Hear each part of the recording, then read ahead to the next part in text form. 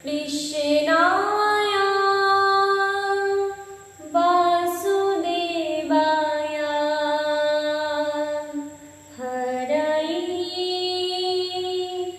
परमात्मने प्रणत कृष्ण सार गोविन्दाय नमः नमः। जय श्री कृष्ण। राधे राधे।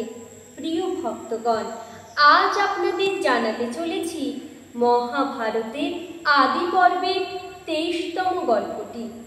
আর যে ব্যক্তি নিয়মিত মহাভারত পাঠ করেন বা শ্রবণ করেন সেই ব্যক্তির মনে এবং শরীরে এক প্রকার আধ্যাত্মিক শক্তির বিকাশ ঘটে। আর আপনাদের মহাভারতের গল্পগুলি শুনতে কেমন লাগছে তা আমাকে কমেন্টের মাধ্যমে জানাতে ভুলবেন না কিন্তু। আর নিত্য নতুন মহাভারতের গল্প শুনতে আমাদের চ্যানেলে প্রতিদিন ঠিক সন্ধ্যে 6:30টার সময় চোখ রাখতে একদম ভুলবেন না। তাহলে চলুন আজকের গল্পটি আপনাদের শুনিয়ে দিই। গল্পের নাম যযাতির ভোগ ও বৈরাগ্য, পুরুর রাজ্যাভিষেক। বৈশম্পায়ন বলতে লাগলেন, জনমেজয়, নন্দন রাজা যযাতি পুরুর যৌবন প্রাপ্ত হয়ে প্রেম, উৎসাহ এবং ইচ্ছানুসারে সময় অনুকূল ভোগ বিলাস করতে থাকলেন। কিন্তু তিনি কখনো ধর্ম উল্লঙ্ঘন করেননি।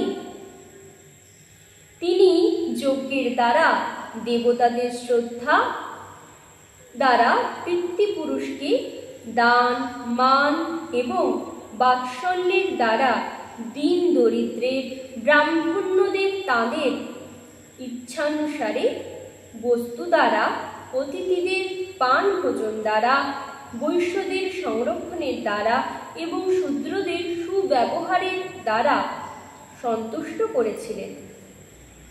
তস্করদের যথেষ্ট শাস্তি প্রদান করতেন। সমস্ত প্রজা তার উপর সন্তুষ্ট ছিল। তিনি ইন্দ্রের ন্যায় প্রজা পালন করতেন।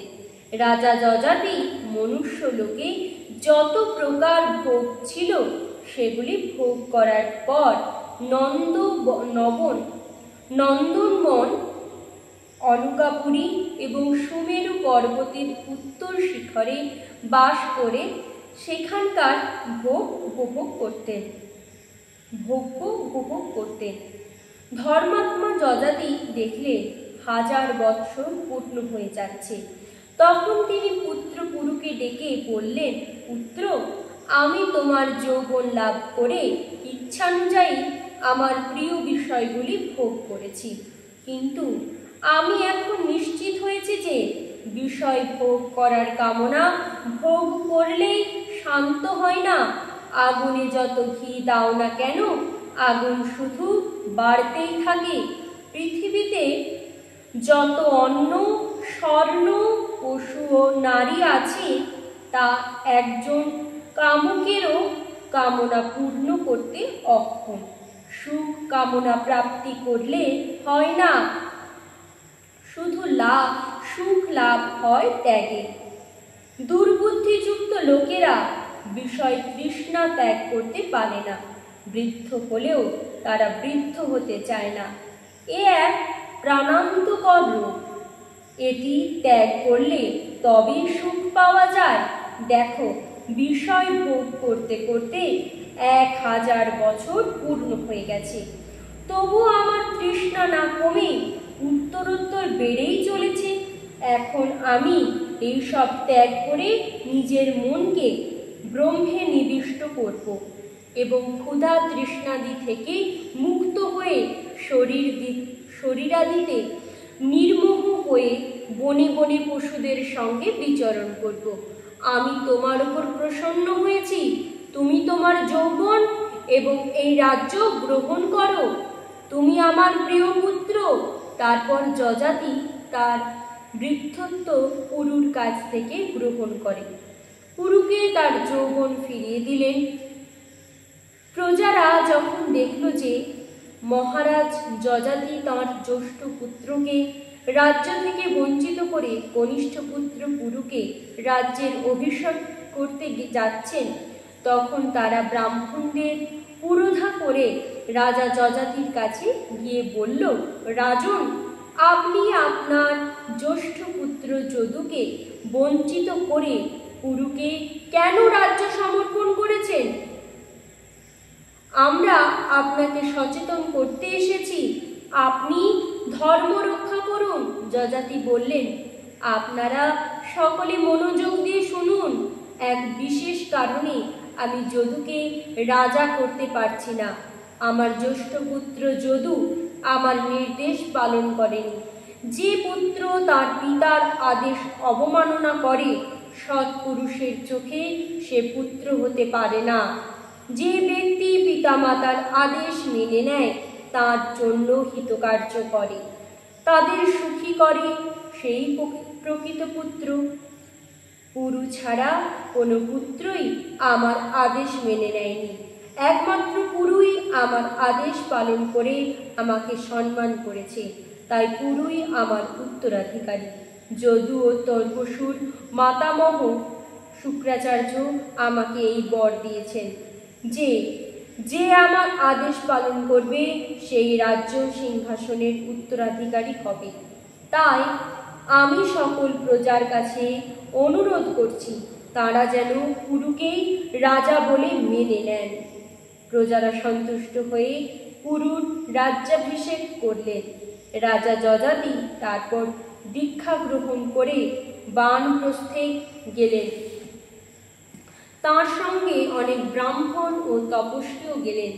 যদু থেকে রাজ্য অধিকার যদুবংশ, তর্বসু থেকে যবন, দ্রুহু থেকে ভোজ এবং অনু থেকে শ্লেচ্ছদের উৎপত্তি হয়। জনমেজয় পুরু থেকেই পৌরবংশের শুরু। যাতে তোমার জন্ম হয়েছে, রাজা যযাতি বনে গিয়ে ফল, মূল, কন্দ আহার করে দিনান্নিপাত করতেন। তিনি মন ও ক্রোধকে বশে এনেছিলেন। তিনি প্রত্যহ দেবতা ও পিতৃপুরুষের আরাধনা ও অগ্নিহোত্র করতেন। ক্ষেত্রের থেকে শস্য আহরণ করে তাই রন্ধন করে অতিথি সৎকার করতেন। পরে যজ্ঞাদির শেষে নিজের ক্ষুধা নিবৃত্তি করতেন। এইভাবে 1000 বৎসর অতিক্রান্ত হল। 30 বছর তিনি মন ও বাক্যকে নিজের অধীন করে শুধু জল খেয়ে জীবন নির্বাহ করেছিলেন। 1 বৎসর না ঘুমিয়ে শুধু বায়ু পান করে কাটাতেন। তারপর 1 বৎসর পঞ্চাঙ্গের মধ্যে বসে কাটাতেন। 6 মাস এক পায়ে দাঁড়িয়ে শুধু বায়ু পান করেছিলেন। তাঁর পবিত্র কীর্তি ত্রিলোকে অভিদৃত হল। দেহত্যাগের পর তাঁর স্বর্গলাভ হয়। নমস্কার প্রিয় ভক্তগণ, মহাভারতের আজকের গল্পটি এখানেই পরিসমাপ্তি ঘটল। আর মহাভারতের নিত্য নতুন গল্প শুনতে আমাদের চ্যানেলে প্রতিদিন ঠিক 6:30টার সময় চোখ রাখতে ভুলবেন না কিন্তু। আবার দেখা হবে আগামীকাল আরও একটি নতুন পর্ব নিয়ে, নতুন আরেকটি গল্পে। ততক্ষণ আপনারা সকলে ভালো থাকবেন, সুস্থ থাকবেন, সাবধানে থাকবেন। ধন্যবাদ।